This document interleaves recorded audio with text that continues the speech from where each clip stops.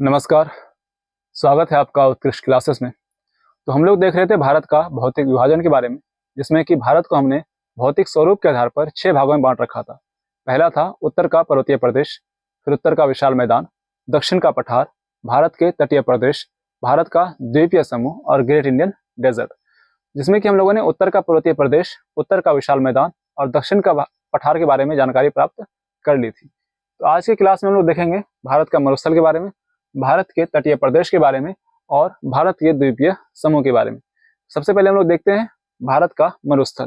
भारत का मरुस्थल यानी कि थार मरुस्थल। जो थार का मरुस्थल है, इसे कई क्षेत्रों में राजस्थान का मैदान के नाम से भी जानते हैं और इसका क्षेत्रफल है वो 1,75,000 किलोमीटर स्क्वायर है। कितना है? 1,75,000 किलोमीटर स्क्वायर। और ये थार का मरुस्थल है, ये आपको अरावली के पश्चिम में देखने को मिलेगा। किधर मिलेगा? पश्चिम में देखने को मिलेगा, यानी अरावली पर्वत श्रेणी से पूर्व की ओर बढ़ने से रोक रही है। और अगर इसके विस्तार की बात करें तो इसका सर्वाधिक विस्तार आपको राजस्थान के क्षेत्र में देखने को मिलेगा और इसके साथ ही आपको गुजरात और हरियाणा के क्षेत्र में भी थार का मरुस्थल देखने को मिलता है। अब बात करें यहाँ पर वर्षा की, यहाँ पर जो वर्षा है ये 15 सेंटीमीटर से भी कम होती है। क्या होती है? 15 सेंटीमीटर से भी वर्षा यहाँ पर कम होती है। इसलिए थार का जो मरुस्थल है ये शुष्क प्रदेश का उदाहरण है। और यहाँ पर जो आपको बालू के टीले देखने को मिलते हैं उसे हम लोग धीरम कहते हैं। क्या कहते हैं? धीरम कहते हैं। और इसे राजस्थान का बांगर भी कहा जाता है। और यहाँ पर आपको जेफेराइट प्रकार की वनस्पति देखने को मिलेगी, यानी कि कटीले वनस्पतियां देखने को मिलेगी। और राजस्थान के क्षेत्र में आपको सांभर, डिडवाना, कुचामन, खातू और सारगोन जैसी झीलें देखने को मिलती है, जिसमें कि सांभर झील जो है ये सबसे बड़ी अंतःस्थलीय खारे पानी का झील है। ठीक है। और आपको लद्दाख के क्षेत्र में, कहाँ मतलब लद्दाख के क्षेत्र में आपको शीत मरुस्थल देखने को मिलता है। ये था कुछ भारत का मरुस्थल के बारे में। अब हम लोग देखते हैं भारत का तटीय प्रदेश, यानी कि पश्चिमी तटीय प्रदेश और पूर्वी तटीय प्रदेश के बारे में। जो पश्चिमी तटीय प्रदेश है ये सर्किट से लेके कन्याकुमारी तक के क्षेत्र में फैला हुआ है, मतलब कि गुजरात, महाराष्ट्र, गोवा, कर्नाटक और केरल के क्षेत्र में फैला हुआ है।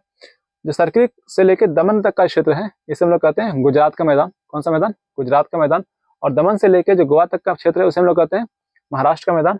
गोवा से लेके मंगलुरु तक का क्षेत्र कहते हैं हम लोग कर्नाटक का मैदान। और मंगलुरु से लेके कन्याकुमारी तक के क्षेत्र कहते हैं हम लोग केरल का मैदान। अगर बात करें इसमें तट की तो सर्किट से लेकर दमन तक के क्षेत्र को कहते हैं हम लोग काकरा पारा का तट। कौन सा तट? तो काकरा पारा का तट। वहीं दमन से लेकर गोवा तक के तट को कहते हैं हम लोग कोकन का तट। और कन्नड़ का तट गोवा से लेकर मंगलुरु तक के क्षेत्र में फैला हुआ है। और बात करें मालाबार तट के बारे में, ये मंगलुरु से लेकर कन्याकुमारी तक के क्षेत्र में आपको देखने को मिलता है। और ये जो पश्चिमी तटीय प्रदेश है ये सकड़े मैदान का उदाहरण है, क्योंकि यहाँ नदियां डेल्टा न बनाकर एस्चुरी का निर्माण करती है। गुजरात में आपको मॉर्स देखने को मिलते हैं, यानी कि दलदल भूमि देखने को मिलती है, जिसे हम लोग कच्छ का रण कहते हैं। क्या कहते हैं? कच्छ का रण कहते हैं। और ये जो काठियावाड़ का क्षेत्र है यहाँ पे आपको गिर और गिरनार जैसी पर्वत श्रेणियां देखने को मिलेगी। अब बात करें अगर हम इसके जलवायु के, यहाँ पर उष्ण कटिबंधीय आर्द्र प्रकार की जलवायु देखने को मिलती है। और कोपन के अनुसार यहाँ पर AMW प्रकार की जलवायु देखने को मिलेगी। कैसी? तो AMW प्रकार की जलवायु देखने को मिलती है। और जो पश्चिम तटीय प्रदेश है ये बंदरगाह के अनुकूल दशा रखता है, मतलब यहाँ पर बंदरगाह आपको ज्यादा देखने को मिलेगा एज कम्पेयर टू पूर्वी तटीय प्रदेश। ठीक है। और यहाँ पे आपको सघन वनस्पतियां देखने को मिलेगी।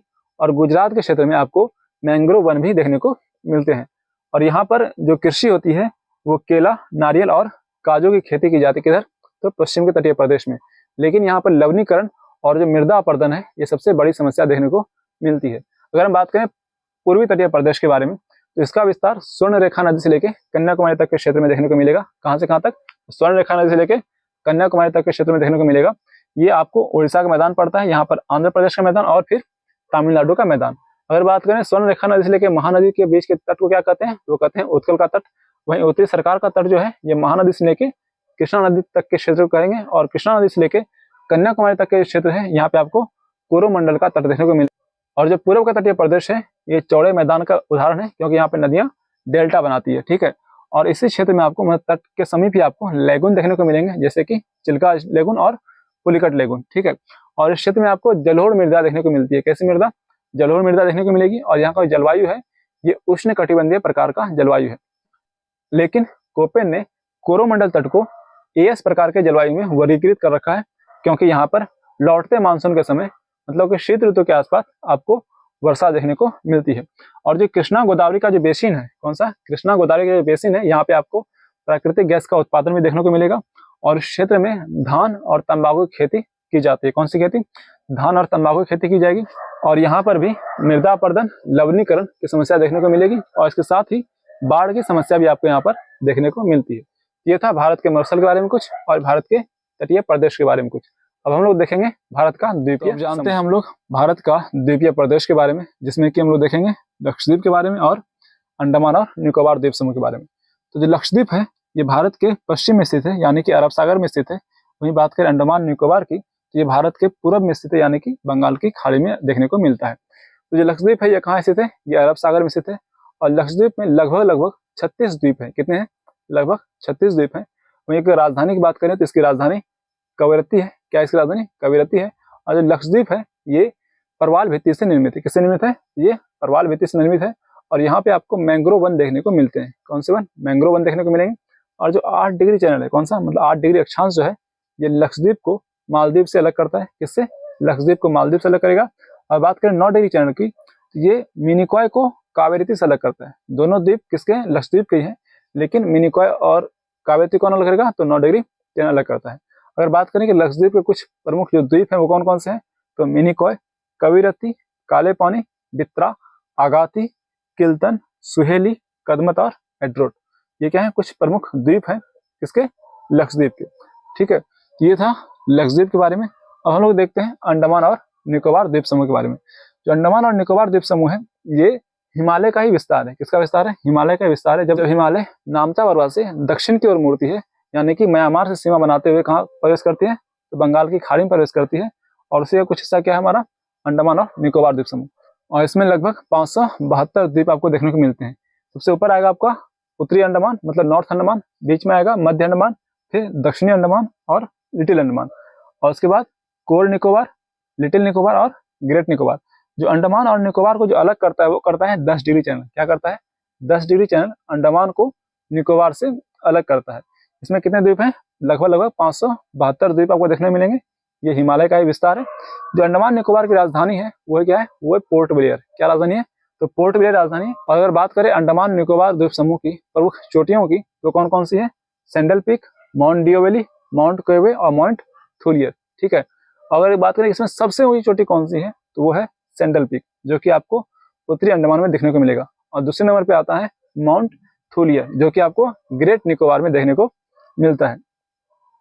और अंडमान निकोबार में आपको 2 ज्वालामुखी भी देखने को मिलेंगे। कौन कौन सा? एक नारकोंडम, दूसरा बैरन। बैरन जो है उसे हम लोग सक्रिय श्रेणी में रखे हैं, जबकि नारकोंडम को हम लोग मृत ज्वालामुखी की श्रेणी में शामिल करते हैं। और जो 6 डिग्री चैनल है वो सुमात्रा को ग्रेट निकोबार यानी कि अंडमान निकोबार से अलग करता है। कौन करता है? 6 डिग्री चैनल किसे अलग करता है? सुमात्रा को ग्रेट निकोबार से अलग करता है। और यहाँ पे जो जलवायु पाई जाती है वो होती है उष्णकटिबंधीय आर्द्र जलवायु। यहाँ पर ही आपको शीत ऋतु और ग्रीष्म ऋतु दोनों सीजन में आपको बारिश देखने को मिलता है। और अंडमान निकोबार द्वीप समूह के तट पर आपको मैंग्रोव वन देखने को मिलेगा, जबकि इसके अंदर आपको पर्णपाती वन देखने को मिलते हैं। और यहाँ पर रबड़ और नारियल की खेती ज्यादा होती है। धान की खेती के लिए यहाँ पर प्रयास किया जा रहा है। और जो अंडमान निकोबार द्वीप समूह है यहाँ पर आपको जारवा, सेंटलीज और शैंपेन जाति देखने को मिलेगी। वहीं जारवा जनजाति सबसे प्राचीनतम जनजाति है। तो ये था कुछ भारत का द्वीपीय समूह के बारे में। तो हम लोगों ने आज भारत के भौतिक विभाजन चैप्टर को समाप्त किया। अब मिलते हैं अगले क्लास में, तब तक के लिए जय हिंद, जय भारत।